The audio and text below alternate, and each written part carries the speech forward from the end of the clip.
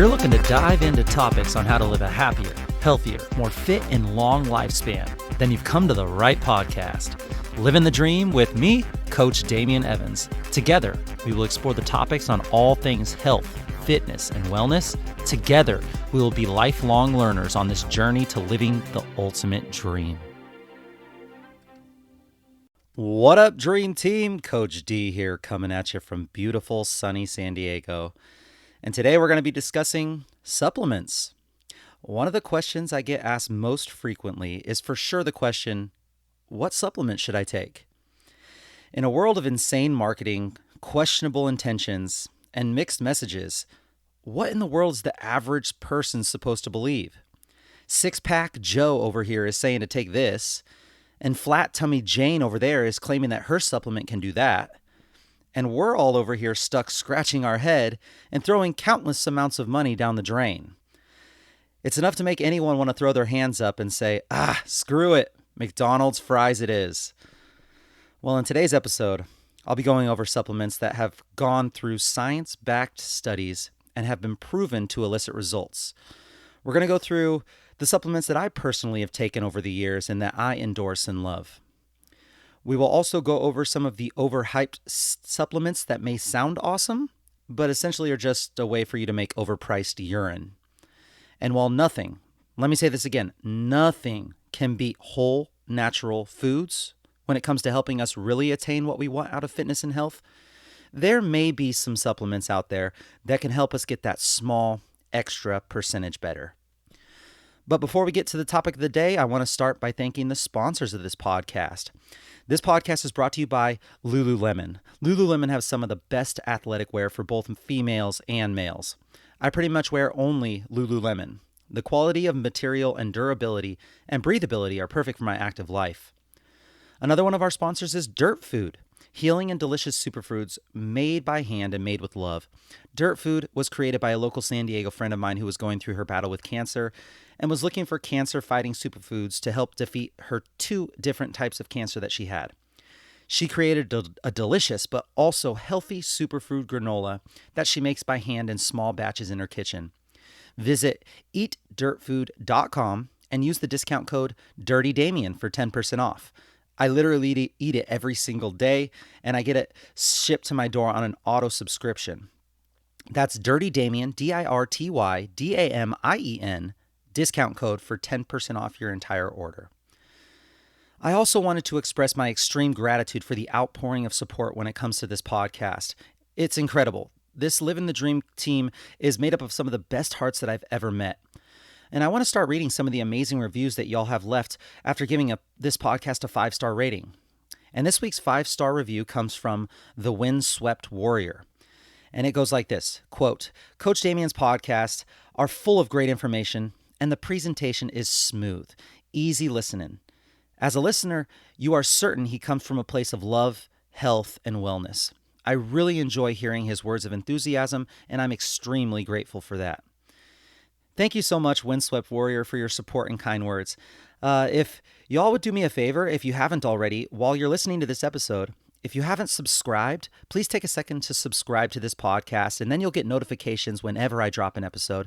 And if you could, scroll down and leave me a 5-star review if you feel that I've earned it. I read every single one, and I appreciate the love and feedback. And now, on to the topic of the day. All right, friends, so every single supplement conversation must start off with the huge important message that supplements are just that, supplemental. They are meant to supplement food, supplement performance, supplement and assist you in getting you to your goals only after you have dialed in all the big rocks.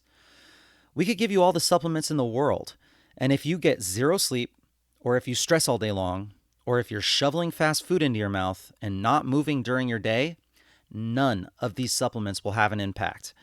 We want to crush those large pillars of health and get those dialed in. And then once we have those good health habits created and figured out, then we can start to sprinkle in the supplements to get us that 1 to 5% better and closer to where we want to be. There is no magic pill. And even if there was one, we would be missing out on all the wisdom that comes from learning about our bodies and understanding what works for us. If I told you that I had a pill that could automatically get you to your desired body fat percentage and make you look aesthetically how you wanted to, would you take it? Well, it's my goal in life to help explain to people that say, hell yes, I'm going to take that pill. It is my goal to help educate and show you that taking that pill would actually do way more harm than good. And I know what some of you are thinking right now. Yeah, I get it. Blah, blah, blah. Just give me the pill. And I get it. That's the way our society is set up right now. We want it fast. We want it easy. We want no time wasted. But haven't we learned by now that this is the wrong way to go about it? If you're looking for that magic pill, it comes in the form of those large pillars. Yeah, I know you're not going to want to hear this. Nutrition, movement, stress management, and sleep. Get those things figured out for yourself, and it will be way more impactful than any pill or powder could ever do for you. And then you can take this following information in this podcast and use it to bump you up to that next level. Also, it has to be emphasized that most of the supplements that I talk about today can be found in natural whole foods. In fact, I'll give you a list with each supplement at how you can get it from Whole Foods. Supplements that most people ask about are asking about compounds that are made by man in a lab or a factory. Some of these compounds are taken out of whole foods, and you should always explore trying to get your supplements from food first. And then you can dose your supplements accordingly when unable to hit that desired amount through the whole foods. So we're going to start off by narrowing down what type of supplements we're going to be talking about today. Most people who ask this question to me are looking for supplements when it comes to helping with their body composition goals or their performance goals when they're working out. So while there are going to be many supplements that we don't talk about that comes to improving your overall health, we are going to stick a little bit closer to the wheelhouse of which supplements to take before and after your workouts to help you with your workouts and your performance. This will be a 2-part episode. And in next week's masterclass episode, we can talk about health-based supplements, herbs, and the superfood compounds like mushroom supplements that will help improve physical health, brain health, mental performance, and overall lifestyle support. Just know that we're not going to get anywhere close to hitting all of the supplements out there. So I'd like to give you my top 5 supplements that I personally use and have been proven by science-backed studies, which is why that I use them, to be beneficial and efficacious to workout performance. So let's dive right in. Supplements that I love and have been proven to work. Number 1 on my list is also number 1 on our nation's list. One of the most used and maybe abused supplements out there is caffeine. Caffeine is the most used stimulant in the world. Some pros of caffeine are you have more energy and alertness. You actually have increased muscle strength through stimulating the nervous system to be able to help muscles bring more force. You get more endurance. Caffeine enhances vasodilation, which brings and helps blood flow, increasing your performance. And then also less muscle pain, which I didn't know at first until I started researching caffeine. When you're exercising, when you have caffeine, it puts your body in a more sympathetic state, and less pain equals more reps. More reps equal better results. Now, some cons with caffeine is that you can build up a tolerance to caffeine. I know a lot of people who drink multiple pots, not cups, pots of coffee in order for them to be able to get the energy that they once got from just one cup. This can be unhealthy in so many ways and is one reason why a lot of people cycle their caffeine. One way to do this would be to drink caffeine for a month and take a week off, and then repeat that. Another way to do it would be to take caffeine every other day, or to only take, it on your hard workout days, which is tough for most people considering that they need just at least 1 cup of coffee in the morning just to be functional in the real world. But just remember, just like most things, your body will adapt and it will build up a tolerance. As with most supplements and foods and activities, you're going to get the most out of these things if you cycle them throughout your months, years in life. Caffeine also can create jitters and anxiety. Some people are very sensitive to caffeine and can get weirded out by how spazzy it makes them. This really isn't the case for the majority of us because most of us have built up a base tolerance with our current lifestyles of consuming caffeine on a daily basis in the forms of either coffee, energy drinks, teas, pre-workouts, or other things of that nature. And another thing that could be a con of caffeine is that you can build up a dependence and then have withdrawals. Along the lines of tolerance, a huge con would be that you can build up that dependence if you ever go off of caffeine. The withdrawals can be kind of nasty: headaches, nausea, irritability. Now you should really stop and think hard about anything in your life that gives you withdrawals when you stop them. I mean, anything: food, TV, significant others, any substances. You may want to consider its effects on your overall life, and it might be time to taper yourself down in order to get a more healthy relationship with that product. Natural sources of caffeine can be found in fruit, leaves, beans of coffee, cacao, and guarana plants. You can get caffeine naturally through black tea, green tea, matcha tea, black coffee, yerba mate, guarana berries, dark cacao chocolate. Yeah, that's right, I said it. 70% or more cacao. You'll get a little bit of caffeine there. Or even kombucha.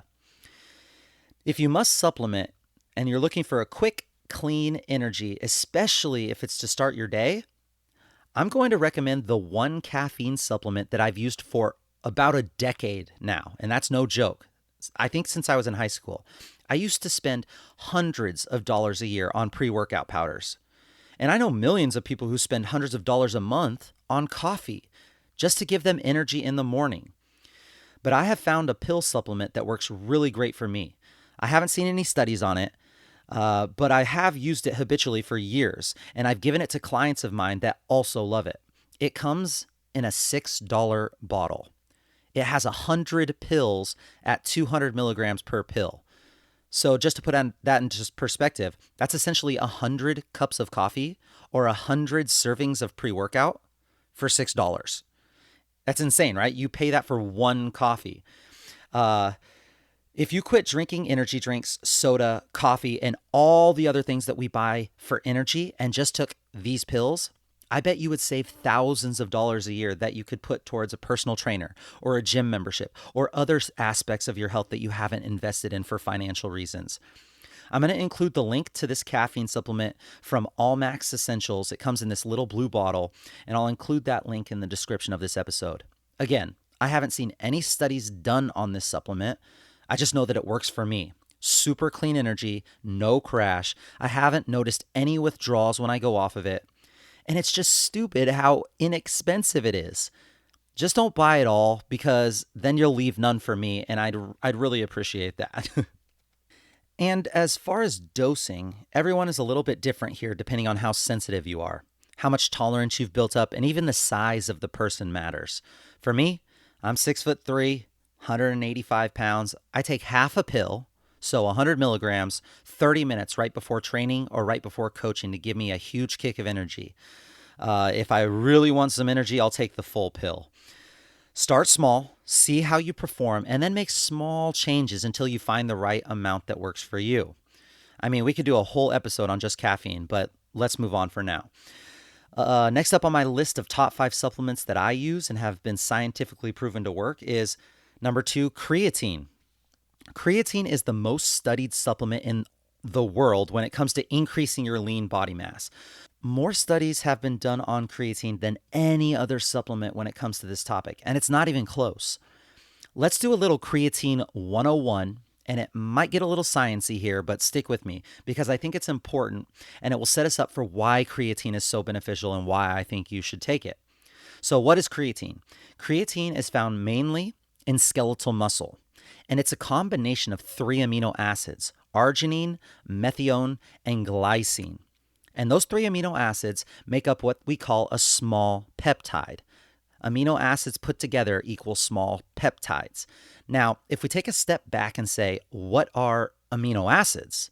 Well, amino acids are literally just smaller parts that get put together to make a protein, a structure. So we call amino acids the building blocks of protein.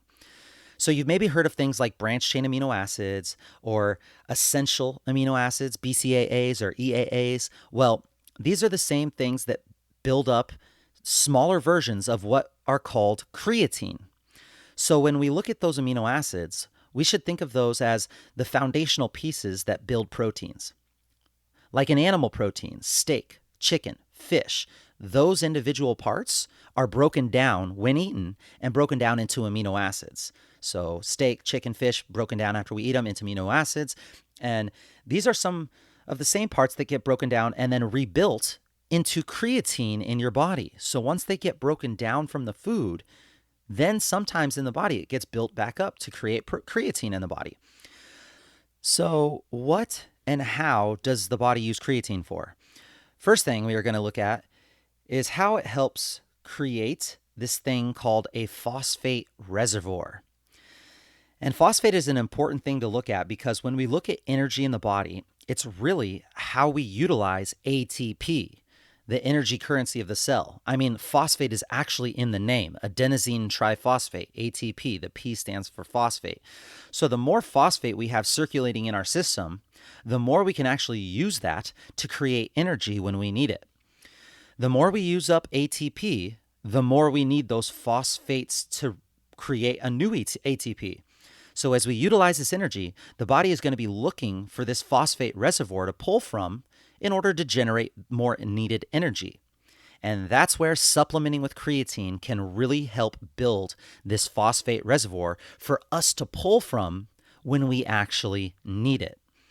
So again, creatine is a substance that turns into creatine phosphate in the body. Creatine phosphate helps make a substance called ATP, adenosine triphosphate. ATP provides the energy for our muscle contractions, and the body produces some of the creatine that we use. It also comes from the protein-rich foods and meat and fish that we eat. So why supplement with creatine if you can get it enough from the meat and fish in your diet? Well, here's where if you train frequently, especially with resistance training, you can really benefit from a supplemental powder or pill form. Supplemental creatine is actually more available for the body to use rather than the foods that you eat. Because, of course, the food has to be broken down into those amino acids and then rebuilt back into the creatine and then broken down into the phosphate that the body needs. So it's just those extra little steps. And it takes a while to access the creatine from natural foods because of those extra steps. Well, let's open up our view and ask ourselves, what do we want out of our performance supplements like creatine? We want to either run faster, jump higher, or lift heavier. And all of these things require ATP for energy.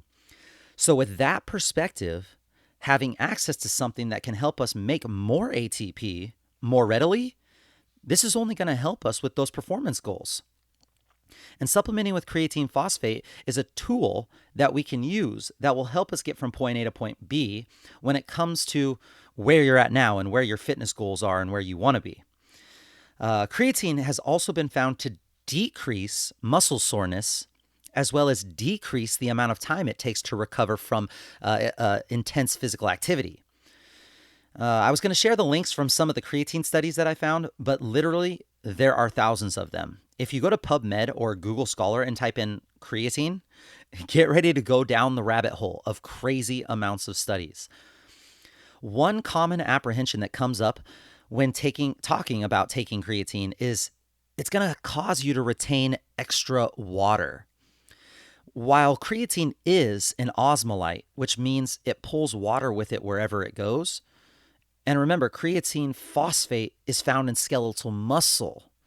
So many experts that I follow say creatine actually puts the water where you want it and not where you don't want it. By putting water into the muscle cell and having this hydrating effect on skeletal muscle, that in itself may be anabolic, which means more muscle growth, more muscle tone. So if a product says that their creatine doesn't retain water, well, then what they're saying is that their product essentially does not work. Water retention from creatine is a good thing. Muscle is made up of 75% water, of up to 75% water, and that's where the water belongs. So this should not be an apprehension of yours when deciding to take creatine or not.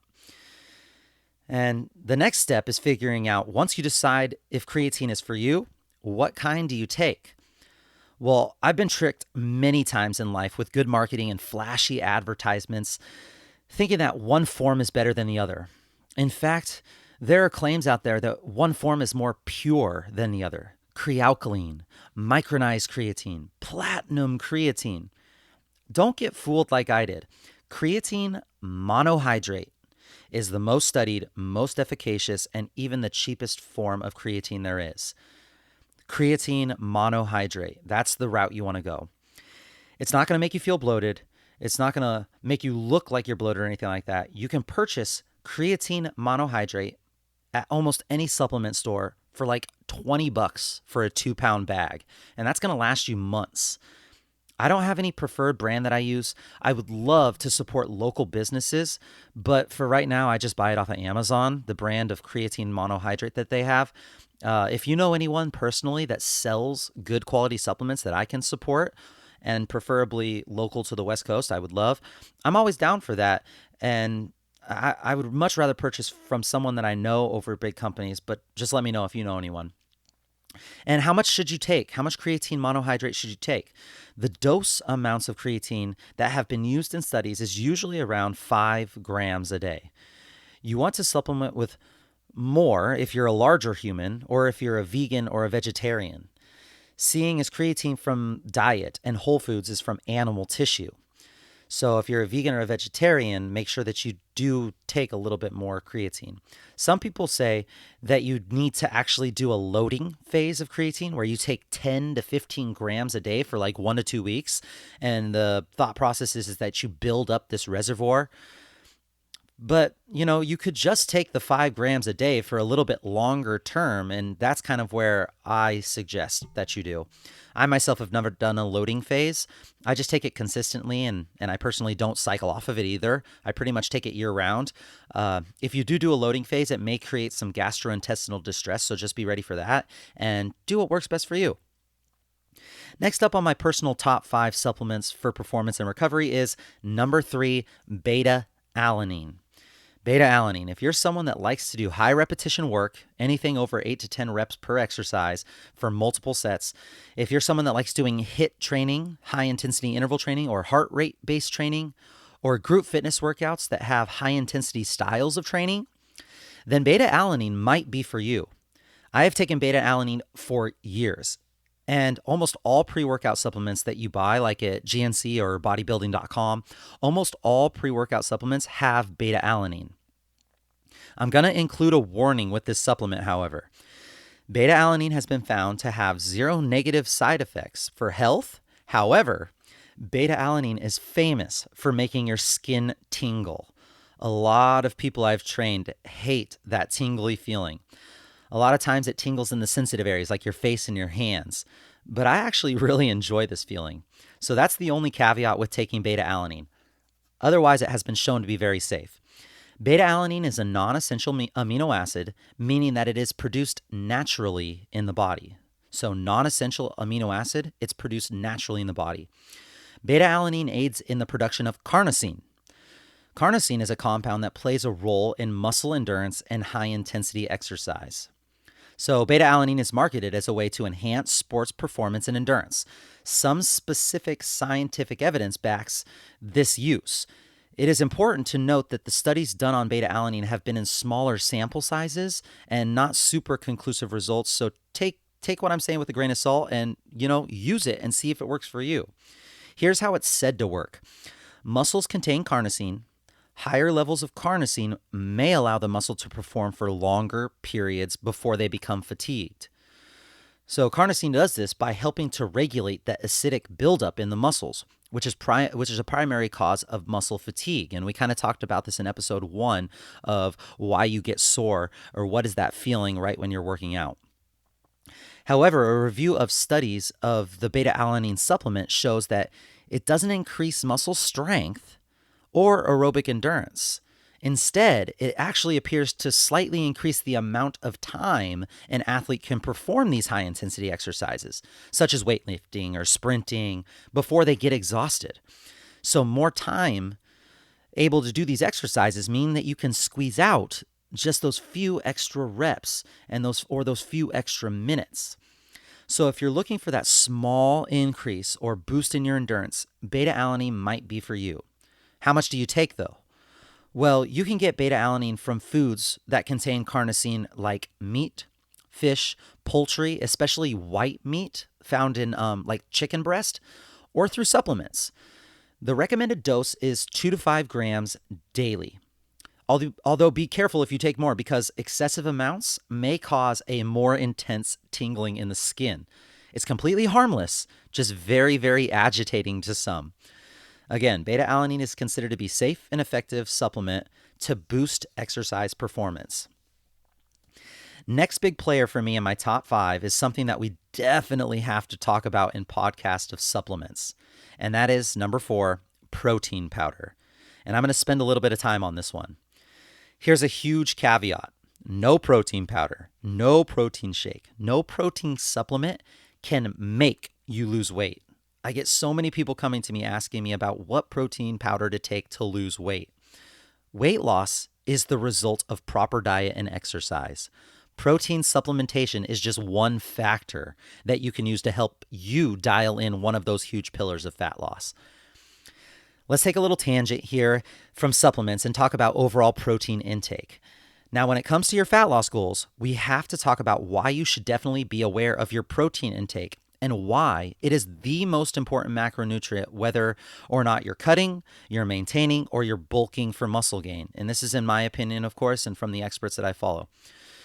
Whatever you're doing when it comes to your body composition, protein should be something that you're aware of.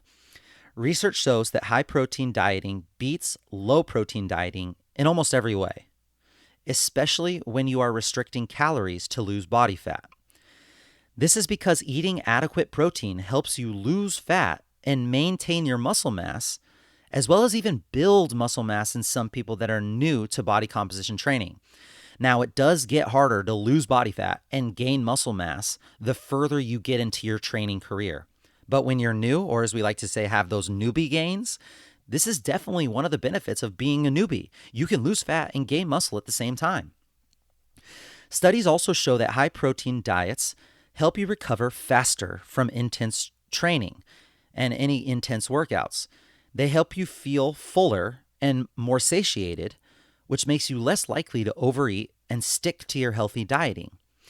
This is super important, right? Because you could be on the best diet plan in the world specifically for you, but if you're not consistent with it, then it doesn't even matter. Hey, I have the world's best dietitian and I'm paying thousands of dollars for an individualized meal plan that is perfect for me and my microbiome and my hormones and my fitness goals. Now I'm going to go eat some Taco Bell and drink a half gallon of tequila.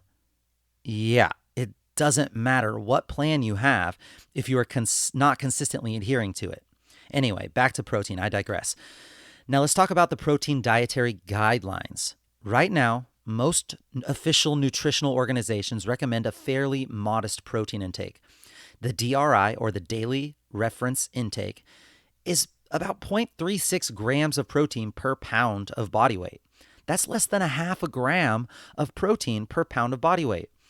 So this amounts to 56 grams of protein for the average sedentary male, 56 grams of protein for the average sedentary male, and 45 grams of protein for the average sedentary female, 45 grams.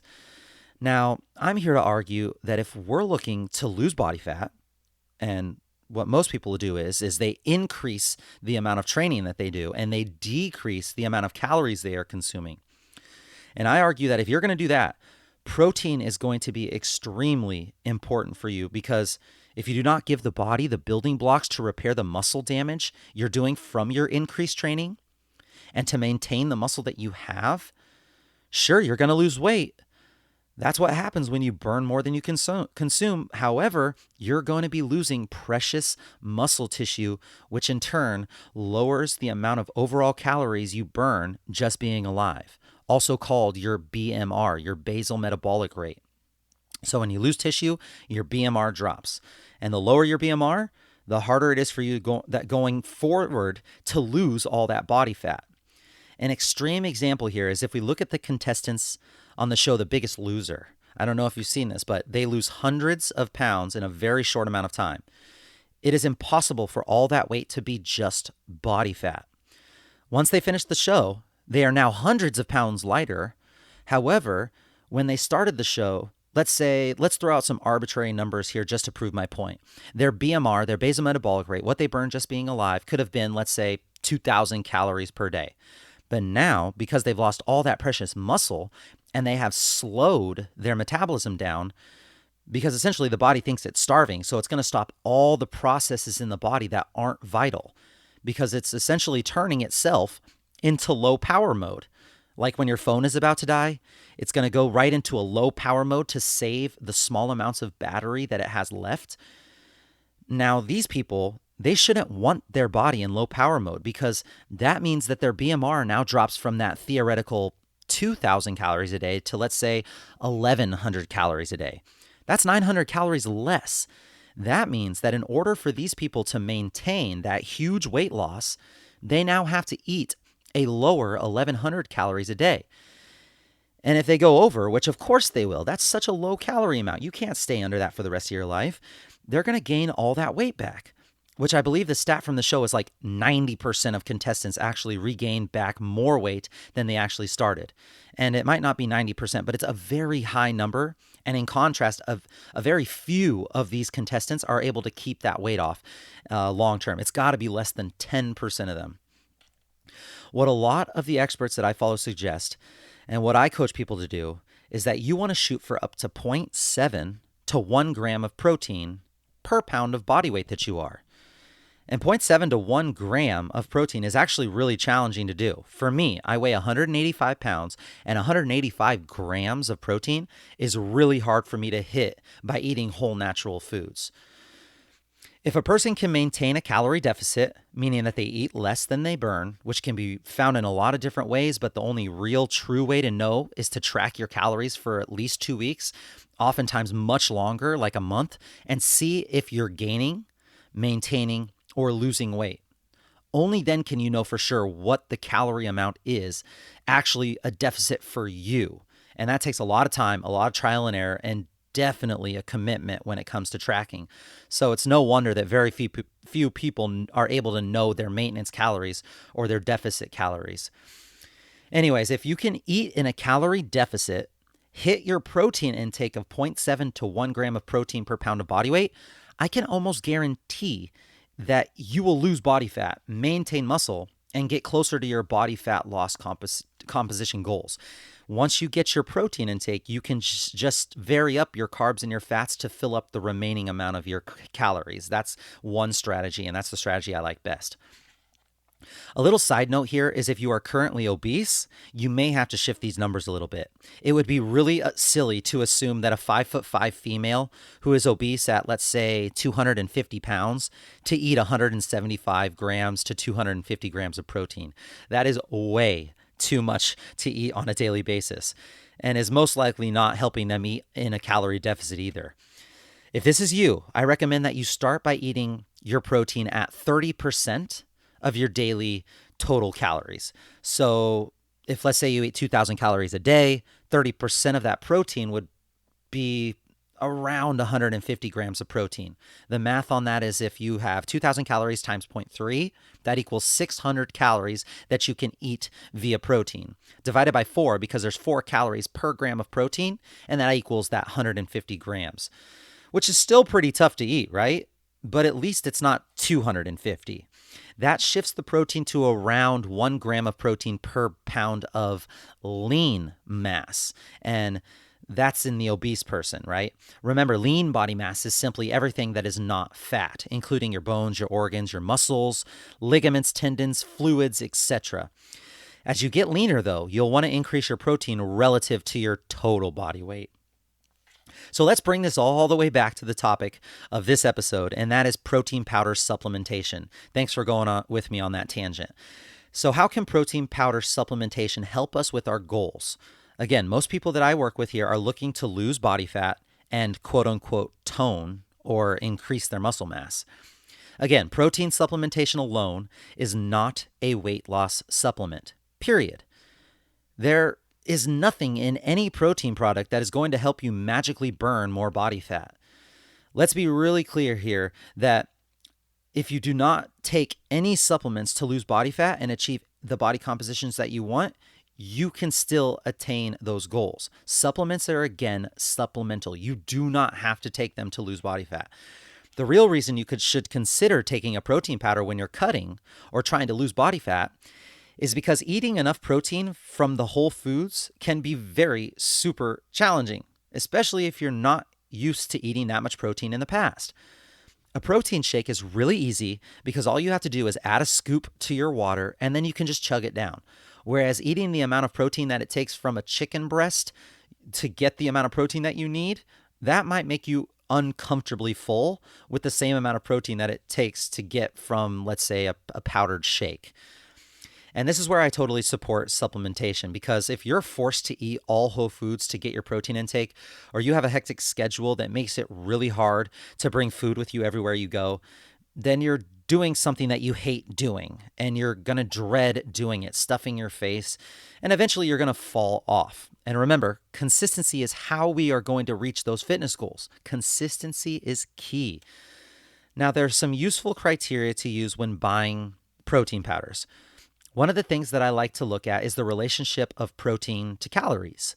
A good rule of thumb is that 80% or more of the calories should come from the protein in the powder. Remember, there are 4 calories per gram of protein. So if you take the amount of protein, times it by 4, you should get the total calories from that protein. And that number should be about 80% or more of the total calories per serving. Then you're sitting pretty without getting too much of the extras that a lot of the different companies will throw in there as fillers. The 80% rule is mostly for animal-based proteins, which are whey and casein protein. So whey protein and casein protein are the animal-based proteins. But as far as plant-based proteins go, those are always going to have a higher percentage of fat, carbs, fibers, and other ingredients mixed in. So if you're going to use the plant-based protein like pea, rice, or hemp, you want to follow the rule of around 50 to 60% of the calories coming from protein. It will definitely be lower than the animal-based proteins of whey and casein. An ingredient to be on the lookout for is glycine. Glycine is a filler compound that makes it seem like there's more protein in the product when it is tested for the protein amount. So avoid powders heavy in glycine and be on the lookout for protein isolate. Protein isolate is an isolated version of protein and a higher quality. You may pay a little bit more for it, but you have a higher chance of getting a good product if you stay away from the glycine and look for the powder that has protein isolate in it. And lastly, the protein powder that you're going to choose should most definitely be the one that you enjoy. It shouldn't be something that you have to choke down. If you buy a protein powder that is god awful, then move on to the next product. There are so many different kinds out there, and a lot of them taste like garbage, but some of them actually have a really nice, smooth, easy, digestible, almost milkshakey vibe to them. Just be aware of the sugar content as well. If you can find a good protein powder that tastes good, has the right protein content, the right calorie amount for you, and is low in sugar, then you've nailed the right protein powder for you. Let's do a quick overview of the main 2 different types of animal proteins. First is whey protein. Whey protein comes from milk and is known for its great muscle building and muscle recovery properties because it is high in the amino acid leucine, Leucine, leucine. This is the protein that has been found to be fast-acting and fast metabolizing. Most fitness fanatics will have a whey protein shake immediately after working out to help rebuild the muscles that they broke down during their session. But remember, you want to supplement according to your specific goals. It was once believed that there is a golden 30-minute window that you have to get your protein in right after a workout. And while there is a little bit of science to it, I'm just saying if your goal is muscle mass gain and you've already had the body fat percentage that you want, then yes, from what I've researched, go ahead and drink your protein shake right away, right after you work out. Get it in quick. However, if your goal is body fat loss, if you want to lose the body fat before you really start packing on the muscle, a lot of articles and studies that I've read actually show the benefits of waiting to consume any food or calories for a little bit longer so you can reap the benefits of a revved up metabolism that is burning off some of your stored fuels. There's a little controversy here. So again, do what works best for you and experiment. If you want my opinion here, I say if you're not super hungry after your workout and you're looking for fat loss, go ahead and extend the amount of time before your next meal. If you're looking for straight up muscle mass gain, you want to get that protein in immediately after training to stop the body from breaking down and start it rebuilding, going from catabolic to anabolic. Look for about 20 grams of leucine-rich protein per serving or more if you can. 20 grams of protein per serving or more if you can. Next is casein protein. So we had whey and now we have casein. Another option that comes from milk that is different type of protein, and it digests a little bit slower than whey. You'll find that the people tend to take casein protein right before bed because casein is slow burning. A lot of people that are looking to put on muscle will drink casein protein within about 30 to 45 minutes of going to bed. And as it digests slowly, taking about 6 hours to fully process and digest, the muscle building signals in the body will be turned on as it digests this casein slowly throughout most of the night. That's kind of the theory behind this. Whereas if you hadn't consumed protein, the body would be missing out on protein until later the next day when the time comes that you eat your next protein-rich meal. Now, it doesn't have to be casein powder to do this. Remember, we are trying to eat whole foods first, and then you can supplement with powders and pills afterwards. So if your body can handle it, a great food that is rich in casein protein would be something like cottage cheese or Greek yogurt. These are the most popular whole foods that contain casein. So to spell it out for you guys, whey is W-H-E-Y, fast acting, fast metabolizing, and casein is C-A-S-E-I-N, slower metabolizing protein. And then lastly would be the plant-based protein powders. If you're interested in going the plant-based route, I have a recommendation. The plant-based protein that I take and that I love is from a company called NTRL Nutrition, Natural Nutrition, NTRL Nutrition. They make an all-natural, organic, non-GMO, vegan, dairy-free, gluten-free, soy and peanut-free, filler-free, high-quality protein. Yeah, they are crazy awesome. This company was created here on the West Coast, and I know the founder well.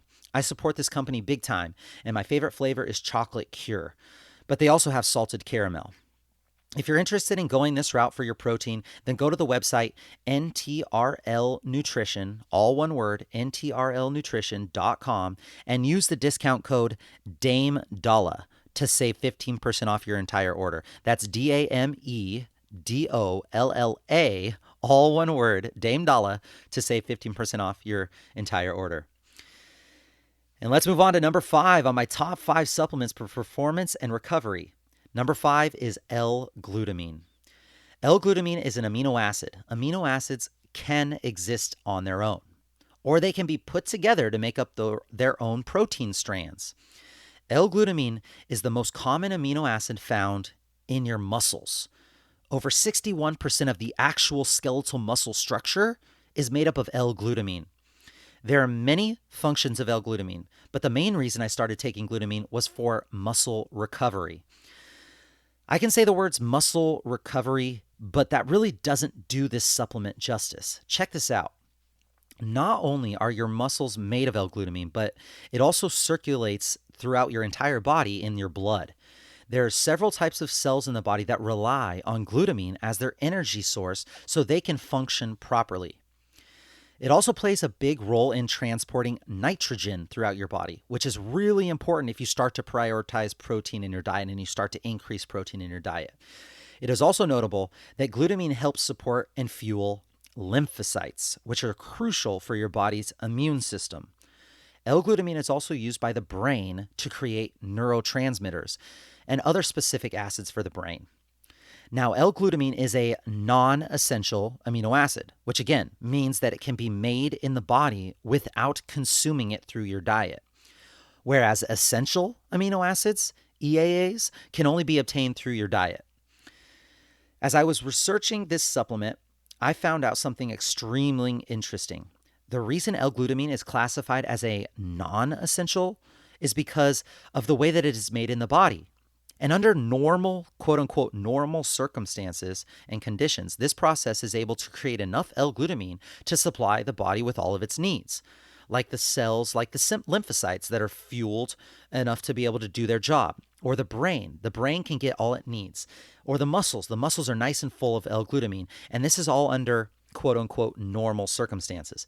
However, what happens when the body produces more of these cells that L-glutamine is used for energy? And what I mean is like immunity, white blood cells. When you're sick, when the body starts to create more of these, in times of sickness, the body's ability to produce L-glutamine cannot keep up with the supply of these extra cells. After finding this out, scientists argued in an article in the Journal of Nutrition that L-glutamine should actually be reclassified as a conditionally essential, meaning that under certain conditions, there will be times that you will need to get extra in your diet. And you can't solely rely on the body to make it simply because the body's demand is being outpaced by the supply. Supplementing in cases like this, when you're sick, has been proven to be beneficial in helping those cells do their job and help the body fight off this sickness. And there's other times where the body is stretched thin in the same exact way. And here is where it applies more to us in our training. Well, in times of severe stress, the body becomes determined that the glutamine energy-dependent cells, like the immunity cells that we just talked about, have the energy that they need. The body, it begins depleting its glutamine stores, which means where do you think that it gets that glutamine from? When you become sick and it needs more glutamine, or you have extra stress on the body and you need more glutamine, where does the body get that glutamine from? Yep, you got it. It destroys your precious muscle tissue to access the glutamine stored in the muscle. This is what we call catabolism. Anabolism is referred to when growth is happening, anabolic. Catabolism is referred to when breakdown occurs. Breakdown. This can be brought up by illness, injury, or even when you're in a state of starvation. When we think about aggressive dieting, that's just state of starvation, right? So injury and starvation, it sounds a lot like what we do when we exercise for our body composition goals. And what does that do to our body on a smaller scale, right? Well, supplementing glutamine has been shown to preserve this muscle of people who have this type of stress on their body. So if we take this and put it in terms of things that are more applicable to our situation, if we think about a very hard workout session, that is in the form of an acute stress and injury to the muscle in the body. If you are also in a calorie deficit, maybe you're trying to cut or you're trying to lose body fat, well, then you're putting your body at risk of being L-glutamine depleted, which means a higher risk of getting sick or breaking down muscle or the inability to recover from the muscular damage from a high-intensity workout. So if you put significant stress on your body, based on the studies, L-glutamine supplementation will help you avoid becoming catabolic and help you fuel those cells that help in muscle recovery and overall boosting of your immune system function. Now, glutamine is found naturally in a variety of foods. It has been estimated that a typical diet contains 3 to 6 grams of glutamine per day. 3 to 6 grams. But this can vary based on your specific diet, of course. The largest amounts are found in animal products due to their high protein contents. However, some plant-based foods have a greater percentage of it in their protein. Here's a list of foods that are rich in glutamine: grass-fed beef, spirulina, Chinese cabbage, cottage cheese, asparagus, wild-caught fish like cod and salmon, venison, turkey, eggs, skim milk, tofu. And although some plant sources such as white rice and corn have a larger percentage of protein made up of the L-glutamine, they usually have fairly low protein contents overall. Therefore, meat and other animal products are the simplest way to get high amounts of it. When supplementing, they say take around 5 grams a day. Before or after training is the best dosage. One note before we finish up here is that I've been saying amino acids on this episode a ton, but you'll notice that branched chain amino acids, or better known as BCAAs, are nowhere on my top 5 list. Now, I personally used to take BCAAs every single day. I used to put them in my gallon of water that I carried everywhere, and I drank them throughout the day. That was until I started doing a little bit more research on them, and the research actually started to come out a little bit more. The main guy that I follow for stuff like this is a scientist who did his PhD in biochemistry and nutrition. He did a huge part of his studies on BCAAs, branched chain amino acids, and he was all about them at first.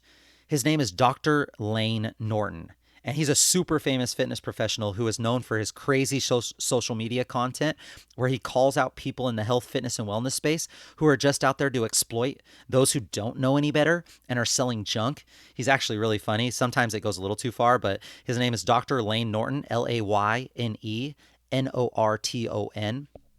Anyways, he changed his muscle on BCAA consumption a little, and I decided to listen to his expertise and follow suit.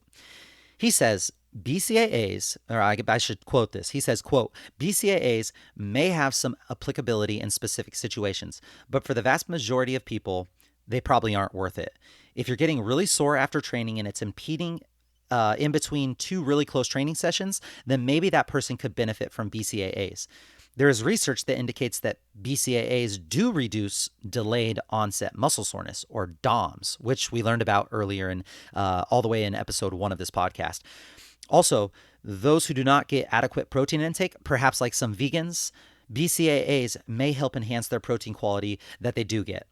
But for your average person who is eating enough high-quality protein and isn't getting super sore after workouts and having trouble recovering, it's probably not worth the extra money. Now, in closing up this episode, here's the thing. Supplements are a single compound that have been demonstrated to yield some sort of benefit when you take it. And just like grain or lumber or food, a lot of these compounds can be purchased in bulk. They are commodities, and there isn't a lot of money to be made in selling them because the price is going to be set by the company that charges the least. Here's an example. If I make my own creatine to sell, and I try to sell my creatine at a higher price than what others are charging, well, no one's going to buy my product of creatine. Why would they do that? So what do I have to do in order to get people to buy my more expensive product?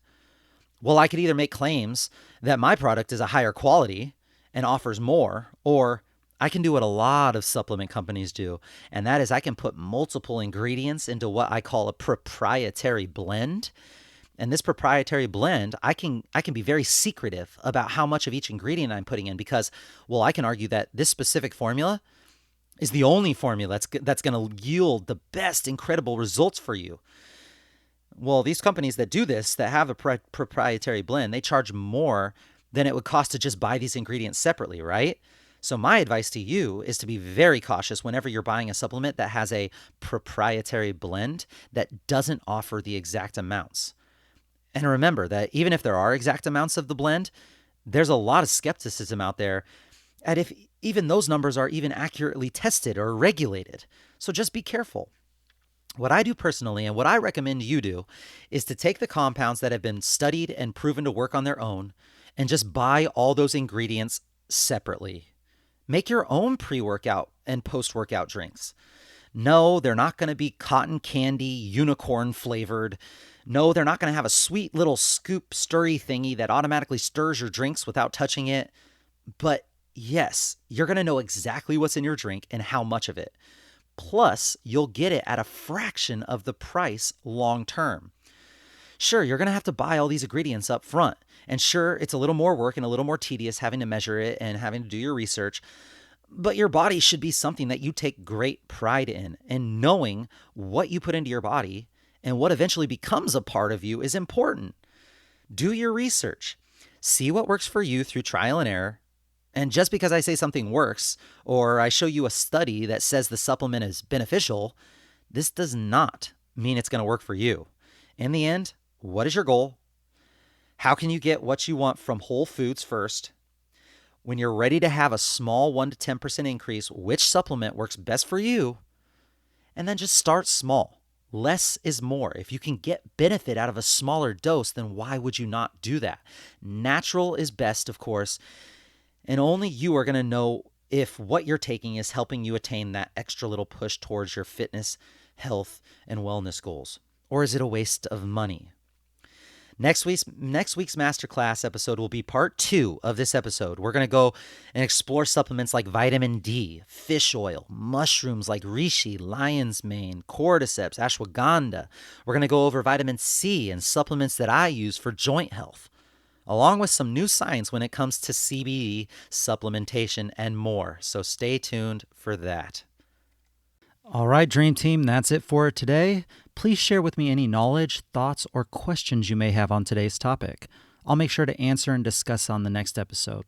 You can ask your questions in the comments section or message me on any of the social media platforms. Also, I would be so thankful if you shared this episode with any of your friends or family that may be able to benefit from today's podcast. I would love it if you could do me a solid and screenshot this podcast and share it on your social media platforms and just write one takeaway, one aha moment that you got from this episode. This will help me know what's really valuable to you, and so I can keep the good information coming. And it also lets your network know if this podcast is worth a listen to them. Thank you so much for listening and learning here with us on the Livin the Dream podcast. We are so grateful for you being a part of this lifelong learning journey.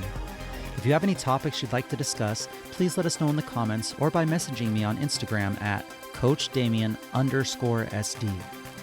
Be kind to someone today, smile at someone today, and leave every person you come into contact with better than before. Until next time, friends, keep living the dream.